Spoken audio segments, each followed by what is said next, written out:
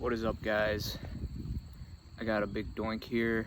We're just vibing out here on a nice sunny afternoon, and I wanted to talk about one point that I actually made a previous video on, but I didn't like how it came out, so I'm gonna remake it.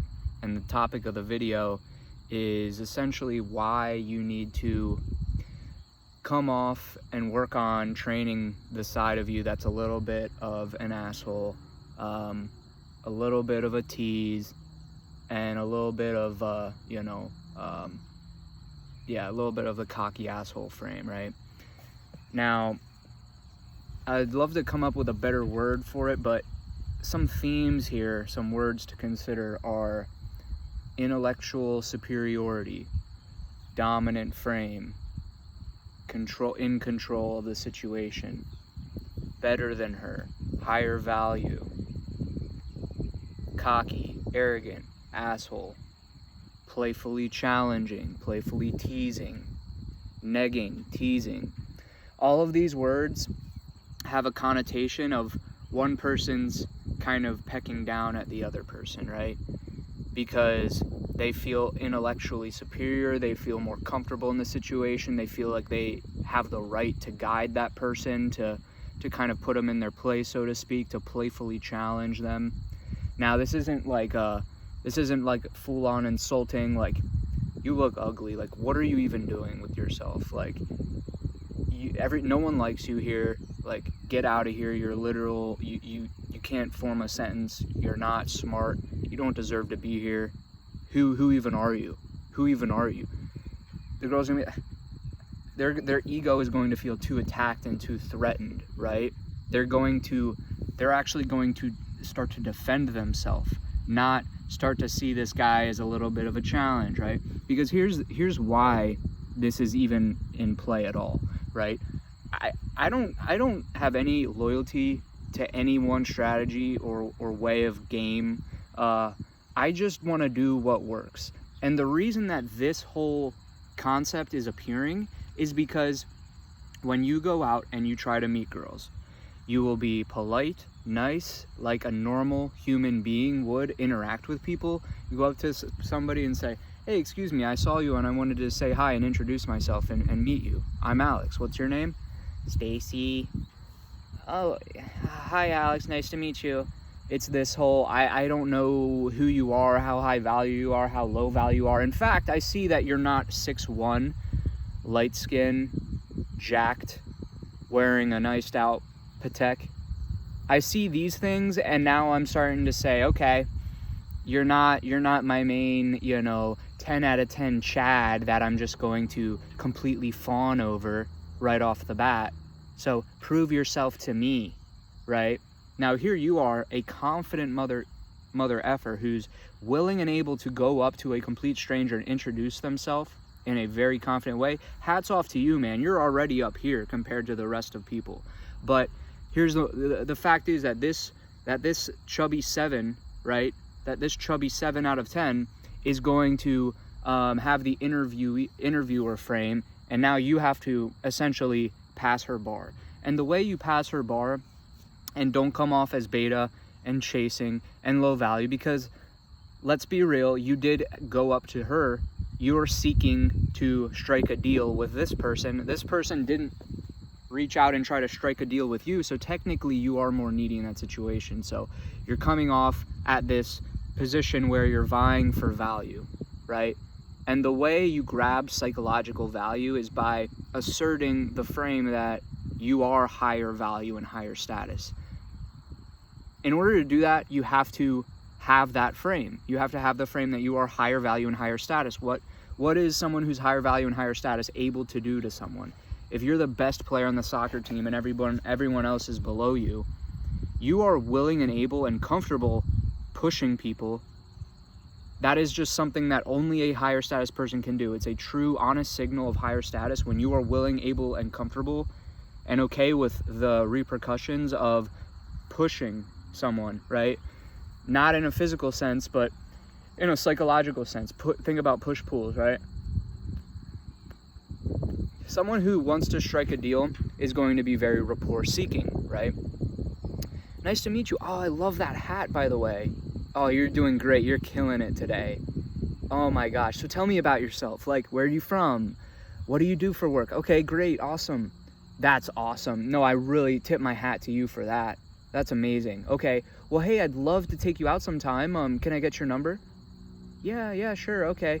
Meanwhile, she doesn't see that much value in you. She sees that you're polite and cool and nice and confident, and that's great. And that'll get you the bare bones. That'll get you in the door, to a lot of interactions. But you're not going to have that polarity, that value discrepancy that you need for a girl to ultimately chase you.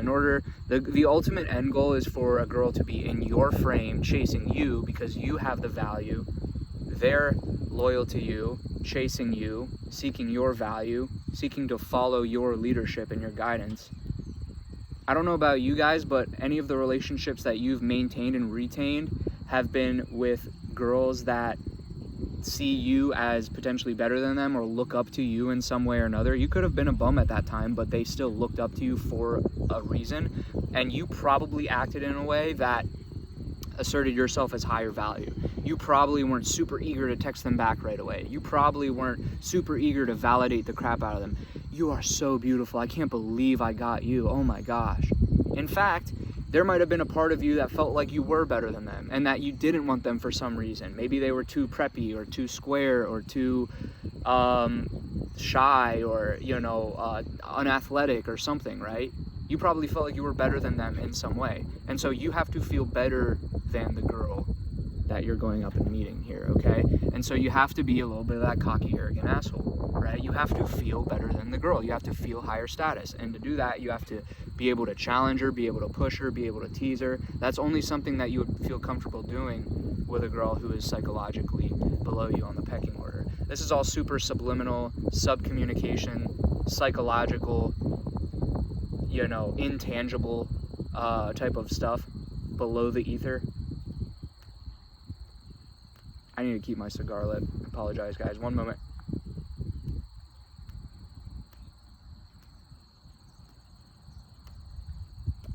But anyways, guys, I don't want to make this video too long and too rambly, but really consider that. So instead of, well, hey, what do you do for work? Where are you from? B, it's more of a Coors Light. Interesting choice, by the way. I love Coors Light, but Coors, really?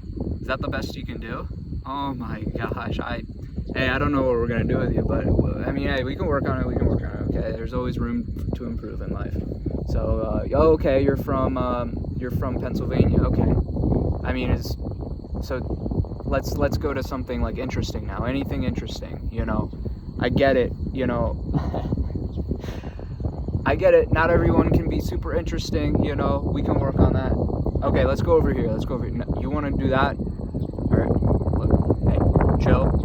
We're doing this. Come on, go. Come on. You're not falling into her frame. You're not letting her take control. You're literally okay. And the fact, guys, one thing that comes with this stuff, when you are pushing someone, when you're not pulling, when you're pushing, sometimes you might lose the deal because you push that person out of the deal because they start to get defensive and they feel like, well, I should have the value because I feel like I'm better than this guy. What happens is when you push and the girl stays, that's a subtle indicator that she is in your frame a little bit, right? Because when you push and you lose the deal, that's the reaction is that I shouldn't have to go in on this. I don't need this. This guy's not better than me. I'm out of here. Before losing potential value and frame, they'll just walk away. And that's good because you're essentially filtering out the girls that already feel like they're better than you and you haven't shown enough value, so you won't get attraction there. So when you push a girl and she does feel like she's in her frame, she will comply a little bit, right? Now, obviously, you can't do this extensively and, like I said, be too mean or anything, but when you push and you don't lose the girl, it's essentially an indicator of interest because it means there is some level of the value discrepancy / attraction there, okay? So that's an indicator of interest if your pushes are successful, or at least in the sense that the girl doesn't walk away after them. So it's almost like a filtering technique or a screening technique by if you tease and push a little bit, if the girl continues to stay, it means she doesn't have an ego over you. Or at least is willing to fall into your frame. And so after this, guys, what else was I gonna say? Let's see. So teasing, negging, yeah, it's leading. You're not falling into a frame, losing control. You're totally able to take full frame, full control, full leadership, tease, neg, have this frame of superiority in some way. And yeah, guys, I totally get that this video is totally not PC, but like I said, the reason for all of this is because we come into this problem of the fact that girls simply don't like you if you're not better than them. They stay with the guy who feels like he's better than her. So you have to be the guy that feels like he's better than her. So you have to feel like you're better than the girl. Point blank, period. When you go up and you're doing your approaches, you don't have to be super overt, super like uncalibrated with this stuff, but you do have to have this higher value sense. And yeah, the thing is, on the front end, yeah, sure, you might get more rejections, your conversion rate might be lower, but you're actually being more direct with actual real attraction because you're simply being a Chad. And so instead of getting like a 60% very weak conversion rate, in the sense that like maybe you're getting girls out on dates, but eventually they fizzle out or things like that. Yeah, sure, on paper you're getting the date, or sure, on paper you're getting the number, but does it turn into anything? Does it turn into anything long term where the girl is really bought into you? The only way a girl can really buy into you is if she sees you as higher value, and so you have to display that by impressing the girl, by pretty much asserting that you're intellectually superior, that you can lead, that you can guide, that you have value, you have skills, you have competence. So I think in my other video I really just mentioned, like, you have to impress the girl, right? Just in the way you're interacting with her, you have to impress her by just kind of doing really well at the conversation, being very spot on with the things you're asking, the retorts that you're giving back to her. You're not losing the frame, you're staying in control, you're being very interesting, you're talking on these conversation points at a very high level, you're challenging her, you're making her laugh, you're teasing her. All of these things blend together to really just, you're not telling her you're intellectually superior. No. You're showing this stuff. You're showing that you're higher value, higher frame by just how you're interacting